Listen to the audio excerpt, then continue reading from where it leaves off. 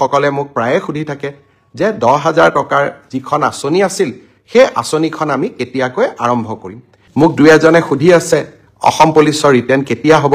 মই যোৱা এডিআৰই পৰীক্ষাৰ ফলাফলসমূহো আমি ফেব্ৰুৱাৰী মাহৰ শেষৰ ফালে বা আমি মাৰ্চ মাহৰ প্ৰথম সপ্তাহত ঘোষণা কৰিম। এডিআৰই এটা অৰেলো আছে, এটা পোষ্টৰ বিপৰীতে দুজন পাছ কৰিব, গতিকে তাৰ পিছত তেওঁলোকৰ এটা মৌখিক পৰীক্ষাও আছে। 10,000 টকাৰ যিখন আঁচনি আছিল সেই আঁচনিখন আমি কেতিয়াকৈ আৰম্ভ কৰিম।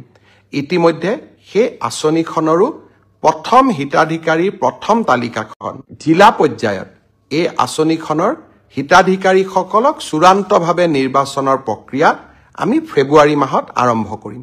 ইতিমধ্যে 32 লাখ আই মাতৃক এই আঁচনিখনৰ বাবে আমি প্ৰাৰম্ভিকভাৱে নিৰ্বাচিত কৰিছোঁ আৰু জিলা সমিতিসমূহে এই আঁচনিখনৰ চূড়ান্ত ৰূপ দিব।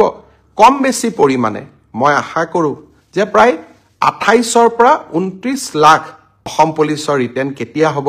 মই ভাবোঁ যে ফেব্ৰুৱাৰী মাহ নহ'লে মাৰ্চৰ প্ৰথম ভাগতেই আমি অসম পুলিচৰ কনিষ্টবলসকলৰ পৰীক্ষাৰ ৰিটেন টেষ্টৰ কাম আমি সমাপন কৰিম। এডিআৰই পৰীক্ষাৰ ফলাফলসমূহো আমি ফেব্ৰুৱাৰী মাহৰ শেষৰ ফালে বা আমি মাৰ্চ মাহৰ প্ৰথম সপ্তাহত ঘোষণা কৰিম।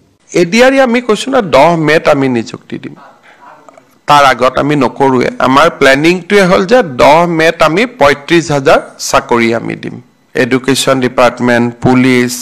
গতিকে এডিআৰই ইয়াৰ পিছত এডিআৰই এটা অৰেলো আছে, এটা পোষ্টৰ বিপৰীতে দুজন পাছ কৰিব, গতিকে তাৰ পিছত তেওঁলোকৰ এটা মৌখিক পৰীক্ষাও আছে, স্কিলো আছে। গতিকে গোটেই প্ৰক্ৰিয়াটো কৰোঁতে আমি 10 মে'লৈকে লৈ যাব খুজিছোঁ, যাতে 10 মে'ত গভৰ্ণমেণ্টৰ 4ৰ্থ বছৰ হওঁতে আমি 30-35 হাজাৰ আৰু চাকৰি দিব পাৰোঁ আৰু প্ৰতিশ্ৰুতি মতে আৰু 15,000 পদ আমি তেতিয়া বিজ্ঞাপনো মুকলি কৰি দিম। এডিআৰই এটা অৰেলো আছে, এটা পোষ্টৰ বিপৰীতে দুজন পাছ কৰিব, গতিকে তাৰ পিছত তেওঁলোকৰ এটা মৌখিক পৰীক্ষাও আছে, স্কিলো আছে। গতিকে গোটেই প্ৰক্ৰিয়াটো কৰোঁতে আমি 10 মে'লৈকে লৈ যাব খুজিছোঁ, যাতে সেয়া হৈছে গ্ৰেজুৱেট টিচাৰ আৰু পষ্ট গ্ৰেজুৱেট টিচাৰ। বহু লোকে মোক সুধিছে যে গ্ৰেজুৱেট টিচাৰ আৰু পষ্ট গ্ৰেজুৱেট টিচাৰৰ যি পৰীক্ষা হৈ গ'ল সেই পৰীক্ষাৰ আমি OMR চিট পাম নে নাই, সেই পৰীক্ষাৰো আমাক এনচাৰ কি দিবনে নাই, বা এনচাৰ কিট থকা প্ৰশ্নৰ উত্তৰবিলাকক আমি প্ৰত্যাহ্বান জনাব পাৰিম নে আমি নোৱাৰোঁ। মই অত্যন্ত বিনম্ৰতাৰে সৈতে ক'ম যে চৰকাৰী নিয়োগ পৰীক্ষাত স্বচ্ছতা অনাৰ বাবে আমি প্ৰতিশ্ৰুতিবদ্ধ। কেইদিনমান আগতে হৈ যোৱা ছাব ইন্সপেক্টৰ পৰীক্ষাৰো OMR আৰু এনচাৰ কিসমূহ ইতিমধ্যে সেৱাই মুকলি কৰি দিছে।